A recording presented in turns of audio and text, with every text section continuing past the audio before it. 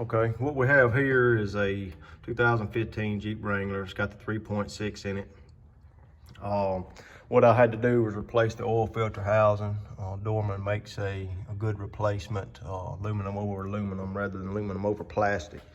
Notorious problem that happens with these engines, so something to keep in mind if you start seeing a bunch of oil stuff in between, oil or coolant in between your under your plenum in the V of your engine itself.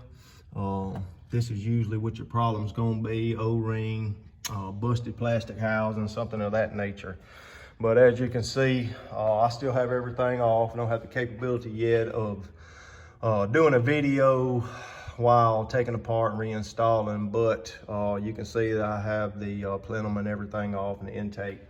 Also took the driver's side wheel well off because there is a bracket, which would be this one right here, that bolts on and you can't get to it. Well, maybe you can with smaller hands, but not with mine. But I couldn't get to it without taking that inner fender well out so I could get those two bolts loosened.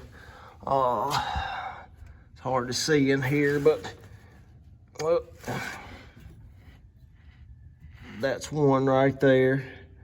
And there's another over to the left that you can't see because everything's in the way. There's parts that I took off right here. Of course, you can see the plenum, the intake, the wheel well, and there's a couple of, I guess you'd call them heat shield slash just a piece of padding that goes on top of your intake cover, which is this right here. But it's a pretty simple job, nothing too hard, but it is a little time consuming. If you mess around and you have oil leak running down the back of your, or front of your transmission, down the back of your engine and all that, of course, the first thing a mechanic's gonna do is think that it's a rear main seal leak, but make sure and check it because odds are it's gonna be oil, and it'll run down and give that false impression that it's a transmission issue rather than an oil issue. Obviously, you can tell the difference by the fluid itself.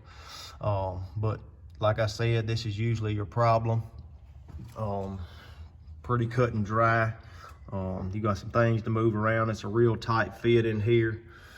You do have this bracket right here, and what I did this time is instead of taking the whole bracket off, which you have to pull the passenger side wheel well to get to it, I just loosened it up. I was able to pull it up enough to slide my intake out. But yeah, it's pretty cut and dry. It is a little tedious. Take your time, don't get in no big hurry. Do it right, because if you don't, you'll be back in here again.